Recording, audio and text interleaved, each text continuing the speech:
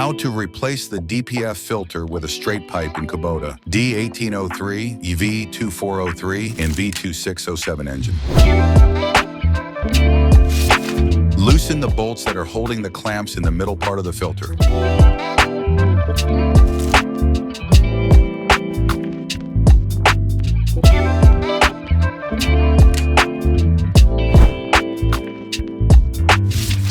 Once you have the clamps loosened, you can pull the side parts out.